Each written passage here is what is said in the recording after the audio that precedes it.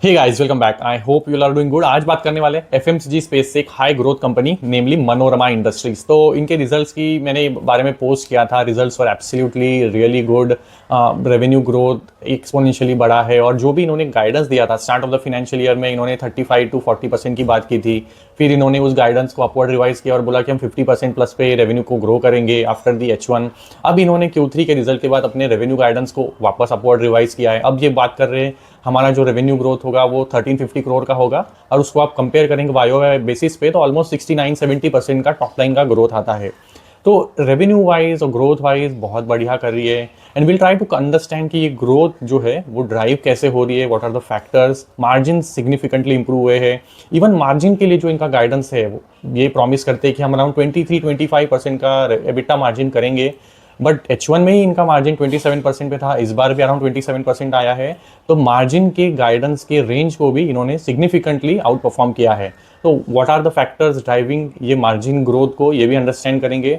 और सबसे इंपॉर्टेंट जो इस रिजल्ट का और कॉनकॉल का जो हाईलाइट था वो था ये इनका मेगा केपेक्स प्लान जो इन्होंने अनाउंस किया है, जिसके मल्टीपल बेनिफिट्स है। ये सिर्फ आगे के ग्रोथ के ट्रेजेक्टरी को अनलॉक नहीं करते बट ऑल्सो ये जो प्रोडक्ट डाइवर्सिफिकेशन लाता है इनके बिजनेस में। फिर जो डिपेंडेंस है sourcing the seeds from southern south African markets या फिर इंडिया, उस रॉ मटेरियल की जो साइकिल है उसको भी चेंज करता है, वर्किंग कैपिटल को चेंज करता है। ग्रोथ को एड तो करेगा ही, मार्जिन ट्रेजेक्टरी को भी इंप्रूव करने का चांसेस है। तो बहुत ही सिग्निफिकेंट माइलस्टोन है ये जो कंपनी ने ये केपेक्स अनाउंस किया है, जो ऑलमोस्ट एंटायरली इनका प्लान है कि most of it will be funded through internal approvals. जो 460 करोड़ का प्लान है और with in next 2 to 3 years में ये पूरा हो जाएगा।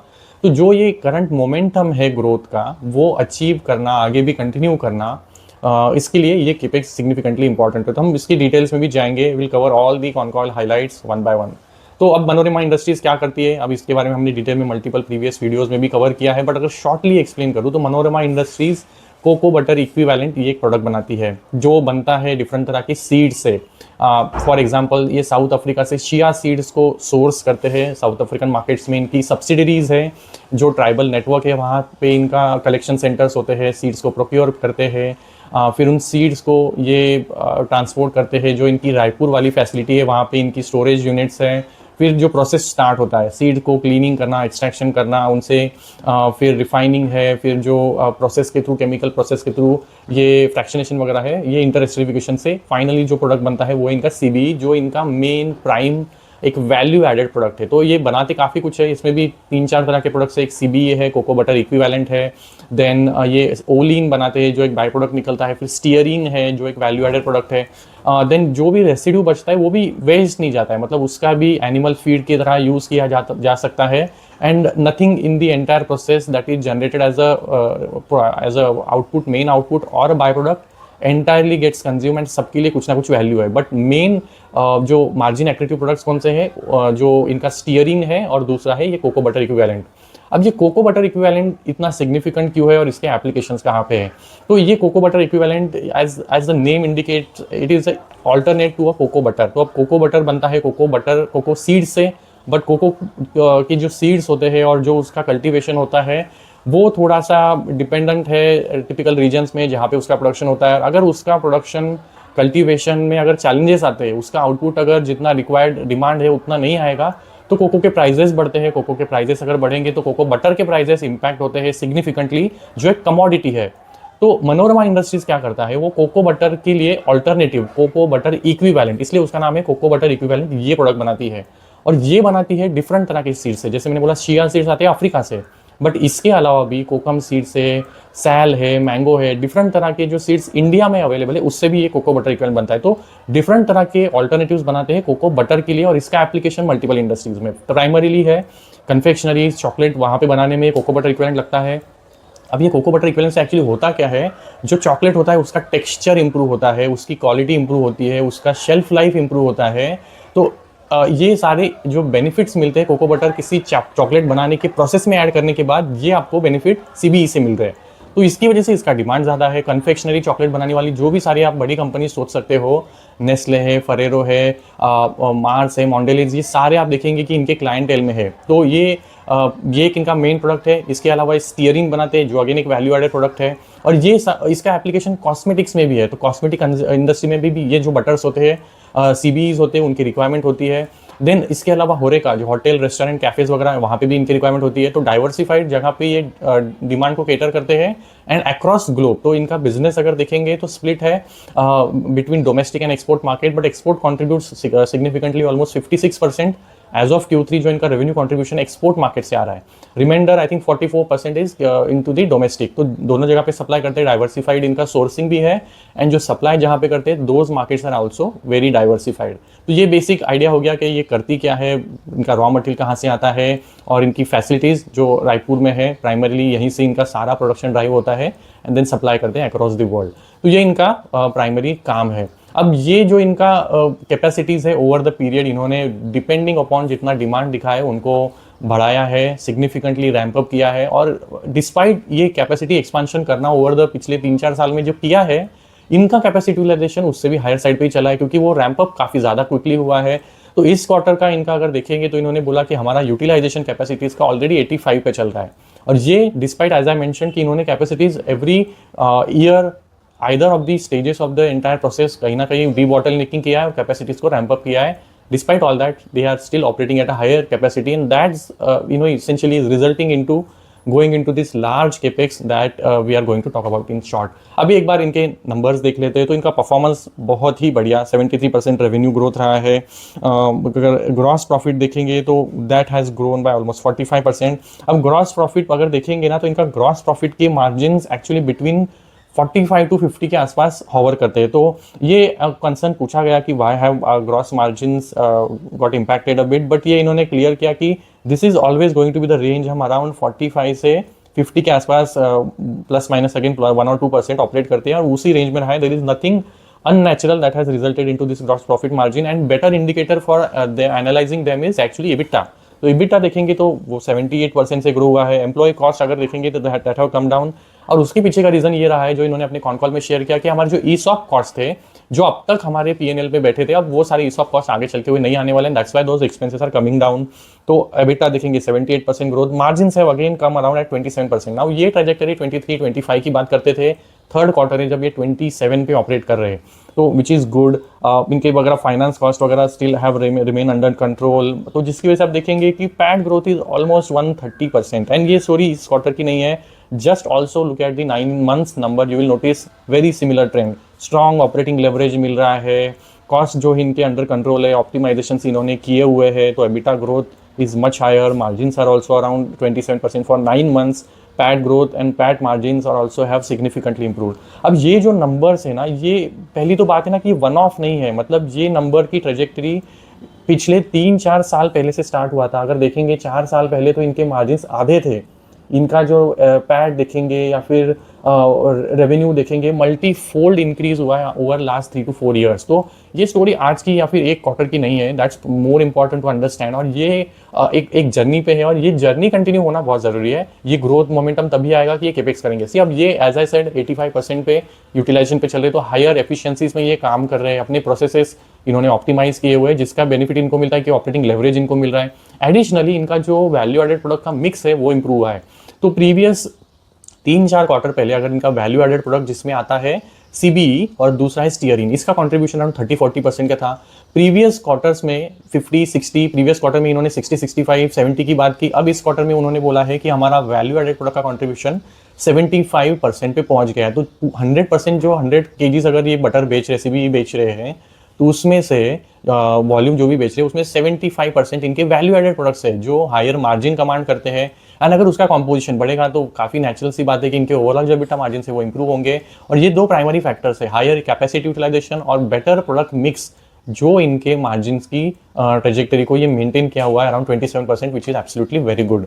अब इन्होंने ना कुछ बेसिक कंसर्न्स को एड्रेस किया है। अब ये हमेशा से कॉल इनके क्वेश्चन इनके कॉन कॉल में आता है कि why there is no relation. अगर सीबी जो कोको बटर है उसके प्राइजेस बढ़ रहे हैं तो सीबी के प्राइजेस क्या उस रिलेशन में वेरी करते हैं कि नहीं। तो as I talked about in the initial comments itself कि इनका as such direct relation cocoa butter के प्राइजेस के साथ नहीं है, though it is an alternative to cocoa butter.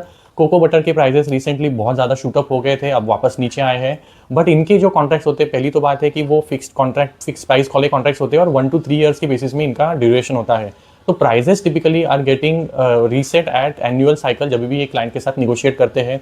और इनका जो रेंज होता है अराउंड $5500 to $6500 पर टन होता है। तो ये इनका जो रेंज है बेसिस इन्फ्लेशन एडजस्ट होता रहता है। बट इनका जो प्रोडक्ट है कमोडिटी प्रोडक्ट नहीं है।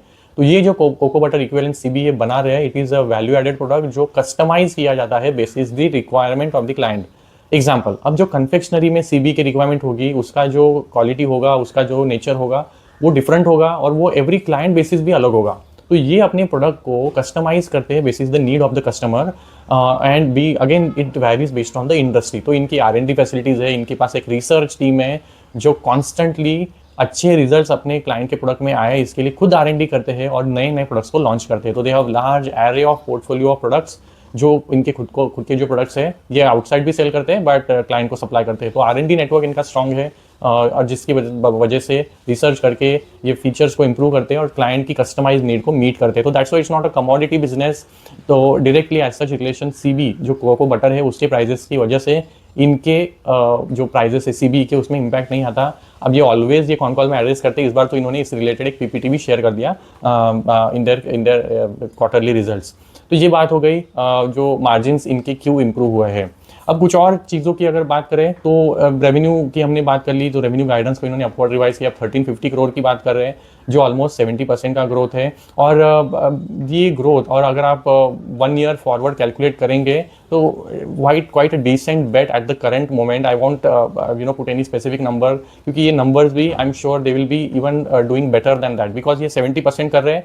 73 तो इस क्वार्टर में किया है एंड इस साल का जो 9 मंथ्स का है वो भी 81% है। तो उस नंबर को 70% जो गाइडेंस दिया है ना उसके भी ऊपर ही चल रहे हैं। तो and I had talked about this in the previous call as well, right? I mean they are very conservative in their guidance and they can easily go beyond their even 70% target. तो we'll keep tracking that, but given the growth and जो valuation correction हुआ है, PE compressions हुआ है काफ़ी सारे stock में, उसमें मनोरमा भी है और ये ग्रोथ में तो कोई चेंज हुआ नहीं है। तो यही होता है बेयर मार्केट में, कंप्रेशन होता है PE का, बट अगर कंपनी डिलीवर कर रही है ना तो यही सारे स्टॉक्स है जो पहले रिकवर करेंगे।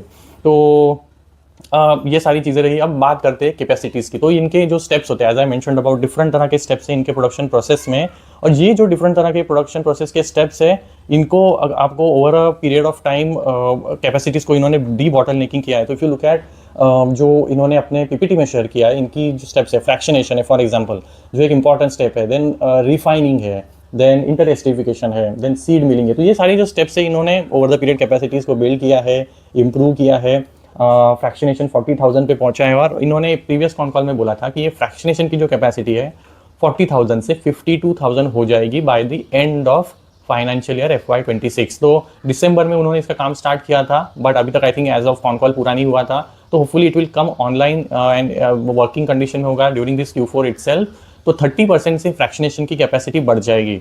अब ये एस्पेक्ट कि इनकी फ्रैक्शनेशन की कैपेसिटी 30% से इंप्रूव हो रही है बहुत ज़रूरी है अंडरस्टैंड करना, बिकॉज हमने क्या बोला, ये किस कैपेसिटी यूटिलाइजेशन पे ऑपरेट कर रहे हैं, ऑलमोस्ट 85% कैपेसिटी यूटिलाइजेशन पे करंटली काम कर रहे हैं। तो ये ग्रोथ मोमेंटम जो 70% से ये ग्रो कर रहे हैं, क्या वो अगले साल आएगा अगर ये फ्रैक्शनेशन कैपेसिटी 52,000 मेट्रिक टन पे नहीं जाती? Very difficult. तो हमेशा यूटिलाइजेशन को देखना चाहिए कि उसकी कैपेसिटी किस लेवल पे है। अगर 85% यूटिलाइजेशन पे चल रही है तो 10-15% का वहाँ पे बचा है उनका कैपेसिटी जो अंडर यूटिलाइज है या फिर यूटिलाइज नहीं हुआ है, और ये 30% की जो एडिशनल आ रही है तो आप 15 + 30% करेंगे तो 40% का कैपेसिटी इनके पास नेक्स्ट ईयर FY27 में अवेलेबल होगा ये ग्रोथ मोमेंटम को कंटिन्यू करने के लिए, राइट? तो ये वॉल्यूम ग्रोथ तो ला सकता है यहाँ से, और फिर कुछ और जो 7-8% का कुछ वैल्यू ग्रोथ आता है बेसिस इन्फ्लेशन प्राइजेस जो इनके अग्रीमेंट होंगे क्लाइंट के साथ अगर वहाँ पे बढ़ते हैं, तो that mixture will drive the revenue growth in the FY27। अब इस बार का भी जो 73% ग्रोथ आया है उसमें वॉल्यूम ग्रोथ 65% है। तो ग्रोथ ड्राइव कहाँ से हुआ है? Basis the volume. Value growth जो प्राइजेस होते हैं वो 8% से बढ़े हैं। ये ट्रेंड सिमिलर है बीट Q3 और दी 9 मंथ्स। 90% जो ग्रोथ है वो वॉल्यूम ड्रिवन है, 10% is hardly their value growth. तो ये ट्रेंड FY27 में भी आगे कंटिन्यू होगा। तो अभी बात करते हैं again come back to the capex. तो ये 52,000 से कैपेसिटी FY26 के एंड तक रेडी हो जाएगी। अब बात करते हैं कि इनका जो मेगा केपेक्स प्लान है 460 करोड़ का, ये क्या है। तो इन्होंने सी एज बी मेंशन्ड अबाउट दो मेन प्रोडक्ट्स है, सीबी और दूसरा है स्टीयरिंग। एक ओलेन करके जो प्रोडक्ट बनता है एक बीच में इनके प्रोसेस में, ये वैल्यू एडेड प्रोडक्ट नहीं है, ये इनका कमोडिटी प्रोडक्ट है, बट ये इस ओलिन को कैप्टिव कंजम्पशन करने वाले हैं और कोको बटर ऑल्टरनेटिव बनाने वाले हैं। तो करंटली ये सीबीए नहीं बनाते हैं, ये इनका एसेंशियली नया प्रोडक्ट सेगमेंट है जो इन्होंने अनाउंस किया है इस अपने क्वार्टर के रिजल्ट और कॉन कॉल में। तो ये नए प्रोडक्ट लाइन में घुस रहे हैं, ये सीबी बनाने वाले हैं एंड कुछ और सॉल्वेंट फ्रैक्शनेशन की रिलेटेड भी, शिया हो गया, पाम हो गया, मैंगो हो गया एंड ई सॉस, ये कुछ हार्ड फैट्स भी बनाने वाले। तो इन्होंने अपने कॉन कॉल में ये चीज़ों को एड्रेस किया। ये ई सॉस जो होते हैं ना, ये हार्ड फ्रैक्शंस होते हैं और ये वैल्यू एडेड प्रोडक्ट्स हैं। अब इनकी भी जो मार्जिन्स होते हैं वो बेटर मिलेंगे अगर ये जैसे इनका प्रोडक्शन स्टार्ट होगा और स्केल होगा, और इनके जो प्राइसेस यार they are nearer to CBE जो इनका वैल्यू एडेड प्रोडक्ट है। तो बिजनेस में जो ये एंटर कर रहे हैं, वैल्यू जो डाइवर्सिफिकेशन कर रहे हैं, it is margin accretive from day one जब ये प्रोडक्शन यहाँ से स्टार्ट होगा। तो इनकी कैपेसिटीज आने वाली है, उसका अगर आप नंबर देखेंगे तो just keenly note that number 75,000 metric ton per annum for the CBA, for the new solvent fractionation again 75, refinery 90,000 and जो बर्किनो फासो वाला जो साउथ अफ्रीका में इनका फैसिलिटी आने वाला है, जो एक्चुअली एक अलग तरह का काम, एक जो प्रीवियस क्वार्टर में इन्होंने अनाउंस किया था उसका 90,000 का इन्होंने कैपेसिटी प्लान किया हुआ है। तो ये भी सारे आने वाले हैं नेक्स्ट 2 साल के अंदर। अब ये कैपेसिटी का नंबर सिग्निफिकेंट इसलिए है बिकॉज हमने प्रीवियसली सारे स्टेजेस के नंबर की बात की, वो ओवर कितने 4 साल पे 90,000 पे पहुंचा है, जो एक्सट्रैक्शन है या फिर मिलिंग है। एक्स्ट्रा फ्रैक्शनेशन का तो अभी भी 40,000 पे है। तो ये जो नया कैपेक्स कर रहे हैं ये ऑलमोस्ट अपनी एग्जिस्टिंग कैपेसिटी 40,000 का ऑलमोस्ट डबल है और नया है। It is in addition to existing 40,000। तो पहले तो ये पॉइंट क्लियर है कि ये एडिशनल नया फ्रैक्शनेशन कैपेसिटी है जो सीबीए के लिए कैटर होगा, वो वैल्यू चेन के लिए कैटर होगा, और ये कंप्लीटली डिफरेंट है फ्रॉम करंट 40,000। तो first point two understand is ये इतना बड़ा capacity at the go first start में इतना बड़ा कैपेसिटी क्यों बना रहे हैं। तो इट्स क्वाइट लॉजिकल कि उनको उसका डिमांड दिख रहा होगा, तो इन्होंने कॉन कॉल में एड्रेस किया द डिमांड इज ट्रिमेंडस। ये सीबी का जो एप्लीकेशन है वेरी सिमिलर इंडस्ट्रीज में होता है, ये वैल्यू एडेड प्रोडक्ट भी हमारे पोर्टफोलियो में ऐड हो रहा है, हमारे रेवेन्यू को भी डाइवर्सिफाई कर रहा है, मार्जिन्स भी एक्रेटिव है और इसका डिमांड काफ़ी सॉलिड है एंड सेम क्लाइंट को हमें सर्व करना है। They themselves are requesting for CBA. तो इसेंशियली इनको कोई नई क्लाइंट्स ढूंढना जाने की भी जरूरत नहीं है, सेम क्लाइंट को ही सर्व करने वाले हैं। और ये इसीलिए एक बेसिस क्योंकि इतना ज़्यादा स्कोप दिख रहा है उसमें, इतना ज़्यादा इंटरेस्ट दिख रहा है क्लाइंट्स का, इन्होंने स्टार्ट में ही इतनी बड़ी कैपेसिटी ऑनबोर्ड करने का प्लान बनाया। तो ये मेगा कैपेक्स 460 करोड़ का इज नॉट जस्ट डाइवर्सिफिकेशन जो इनको रेवेन्यू में आएगा, बट ये बहुत बड़ा ग्रोथ ड्राइवर होगा आगे चलते हुए, because capacities that they are building are actually going to serve them for next 5 years.